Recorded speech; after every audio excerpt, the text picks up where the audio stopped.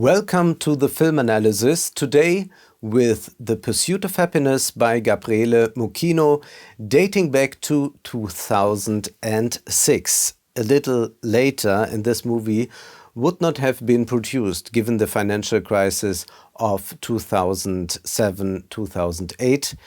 Even Hollywood suddenly became more critical of capitalism. Anyhow, with this film we once again experience US propaganda in its essence. Here the American dream is transfigured, propagated, manifested beyond imagination. The American dream from rags to riches suggests anyone can make it if only you try hard enough, if you make a proper effort. Conversely, this also means if you don't make it, you just haven't made a proper effort.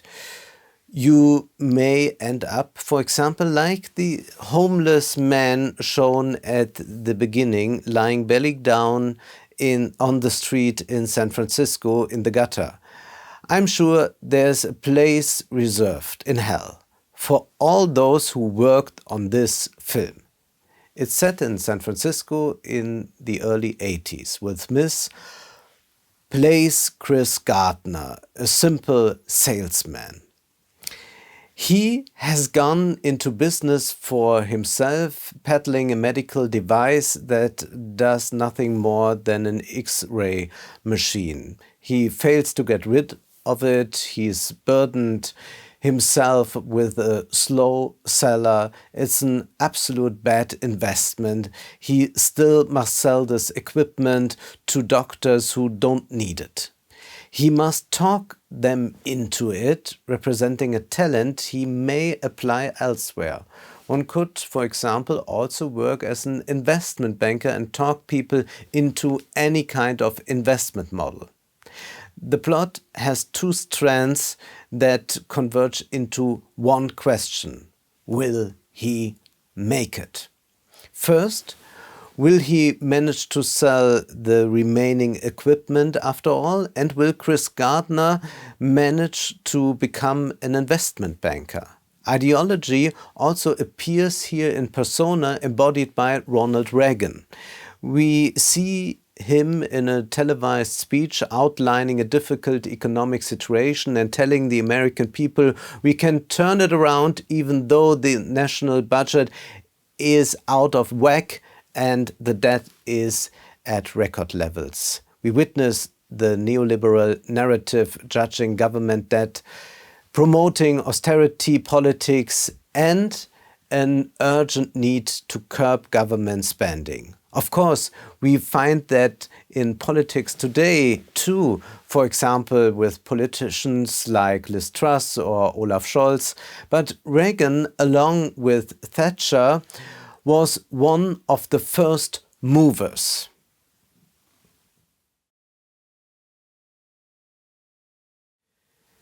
Reagan was inspired by Hayek and Friedman.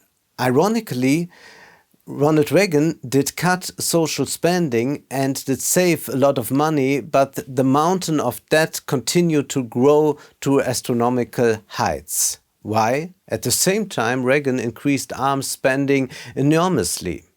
That's another common theme among conservatives.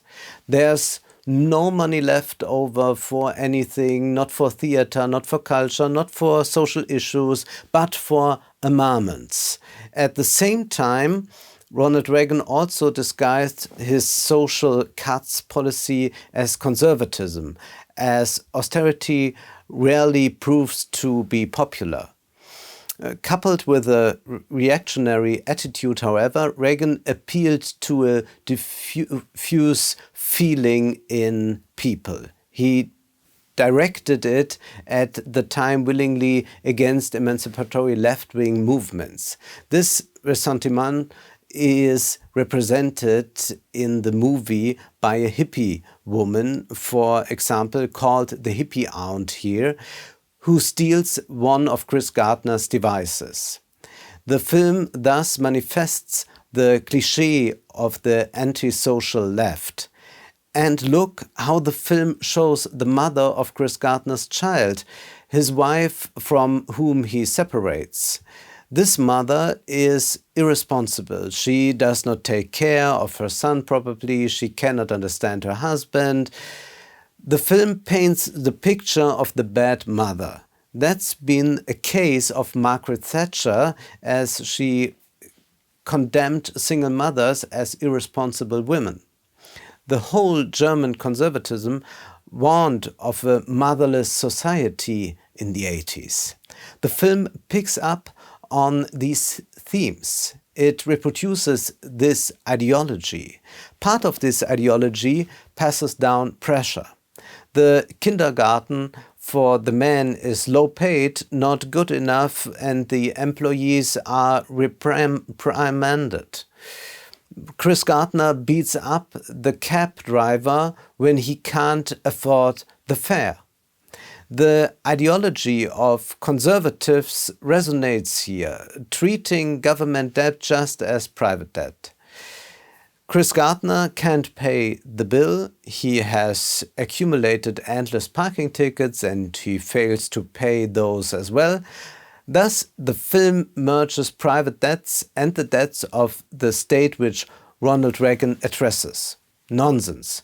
Of course, national debts are something completely different. To a economically developed progressive nation, it is quite possible to simply print more money. That's what modern monetary theory tells us. You should watch the videos with Stephanie Kelton on YouTube.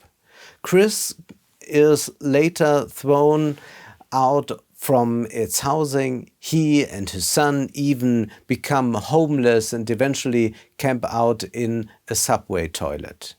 How can this be, one wonders, in one of the richest countries in the world? Shouldn't we immediately call for revolution, overthrow the ruling class and radically redistribute?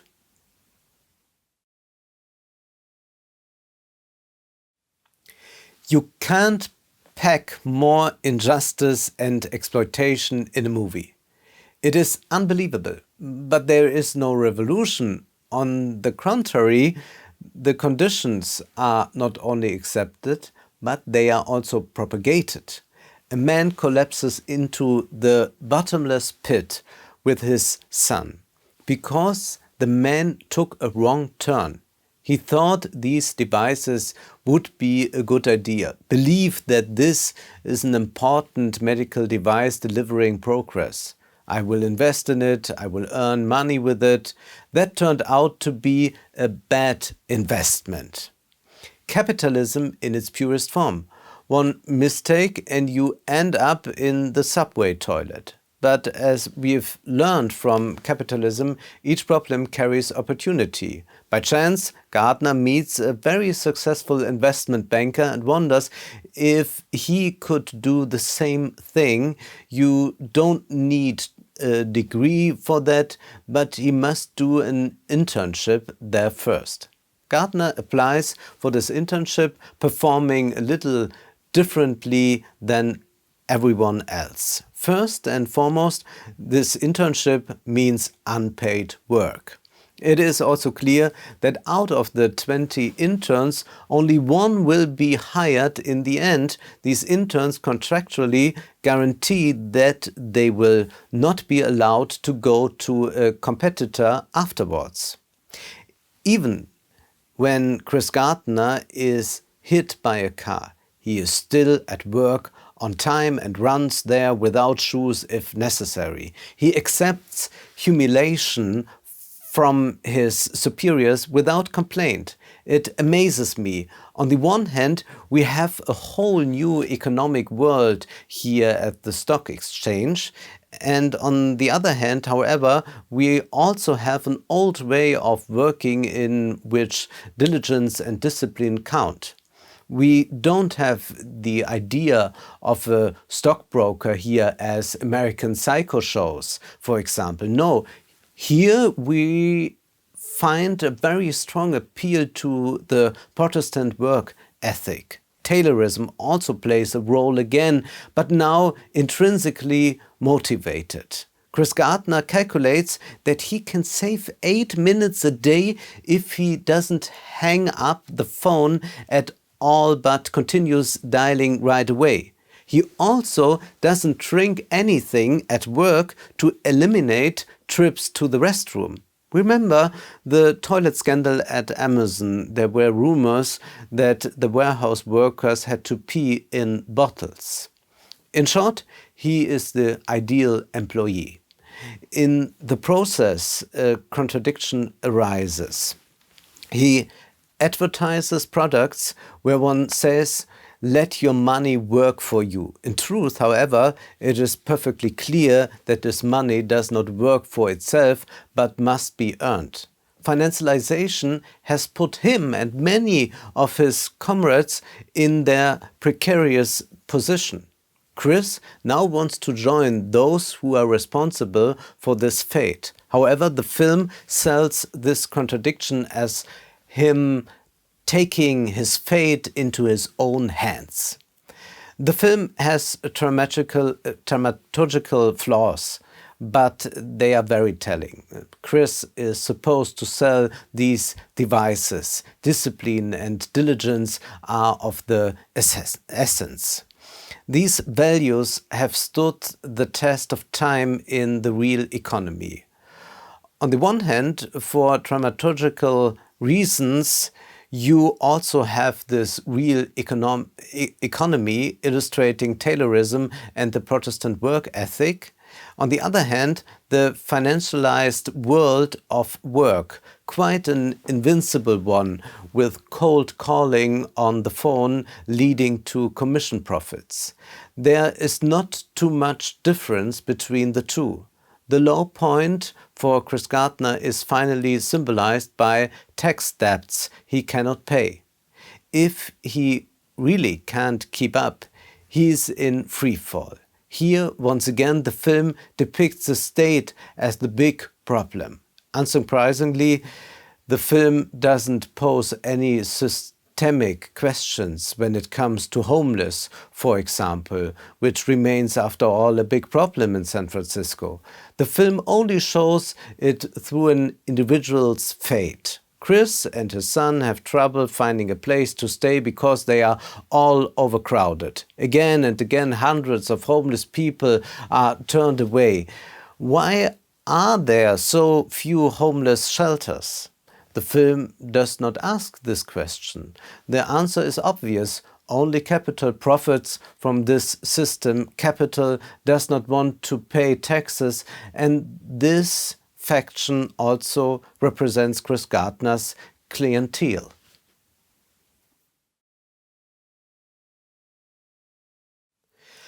How do you put ideology into the minds of people? There are politicians like Ronald Reagan with their speeches. There are movies like The Pursuit of Happyness that instill ideology in the viewer. Let's not forget about the church playing an important role. Chris and his son attend an evangelical church service. Choirs sing, "Now, Lord, don't move my mountain, but give me the strength to climb." God is not to remove the obstacle, but they themselves will overcome it. Never stop working on yourself. In all radical capitalist countries like Brazil and South Korea and of course USA, evangelical sects are currently booming and have been for a long time. The ideology of these sects is whoever is successful is loved by God. The poor are not even left with the comfort that God is with the weak. The message of Jesus Christ could not be interpreted more falsely. You understand why these sects enjoy such popularity as of now. They serve the capital. Let us return to the dramaturgy. There is, after all, a MacGuffin in this film, the final device. Gardner must sell this one last device. Why is that in the script? He could take the job as a stockbroker a few days earlier. He wouldn't have to rely on $400 to be earned with the device. But only one day before this permanent position, he sells the device. A MacGuffin is known to be an object that has no meaning itself, but rather keeps the plot going. In this film, it also keeps the ideology going, the ideology of meritocracy. Let's take a detached and sober look at the plot progression. Chris Gardner has some problems at the beginning. They begin to overwhelm him. He sinks deeper and deeper. This is also made clear visually. Eventually, he ends up in the subway toilet. In between, however, small moments of success occur. He feels better only to fall even deeper again right away. Chris happens to meet this manager of the investment bank. The other gentlemen in the boardroom also discover a talent in Chris, but they let him fidget. It always goes further downhill. His superiors always add a little something. They could shorten the unpaid internship, but refuse to. Only at the very end does Chris receive his employment contract. What does it mean? We should think of this plot progression like a stock price. It is already quite low at the beginning, but it drops much lower.